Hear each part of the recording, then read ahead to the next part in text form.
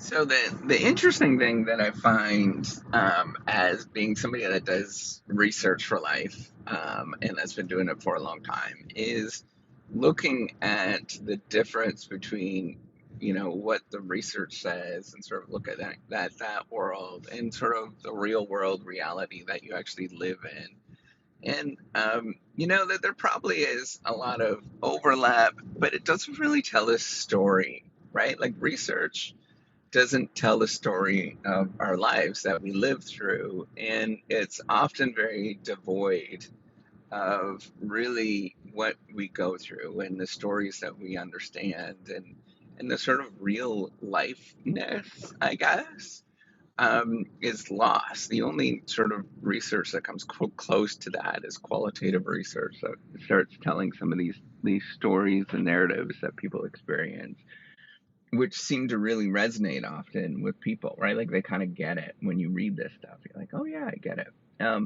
And that's the thing to think about is how different the real world actually is.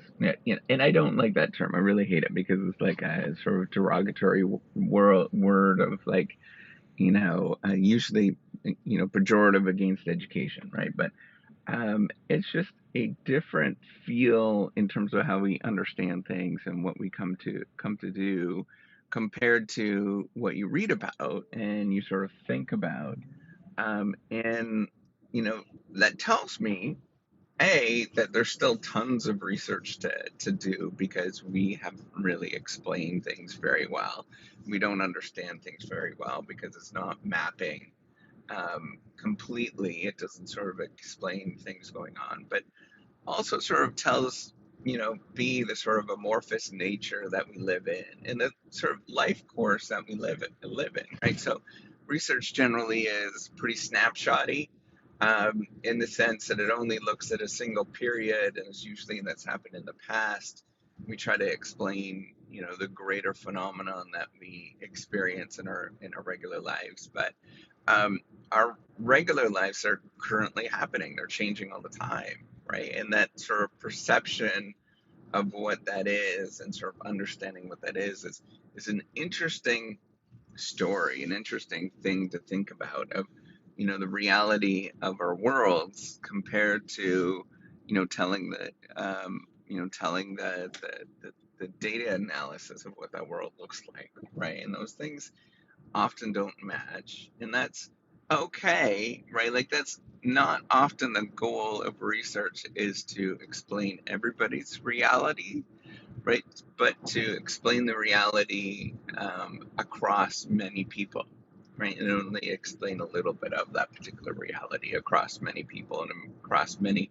So I look at companies, for example, across many different companies, um, and and the thing is, what we need to realize is, um, our realities are always going to be different, right? They're always going to be unique to us. And then, B is that research is kind of imperfect. That's funny. Uh, um, that's my switcher. That's my turn signal on my car.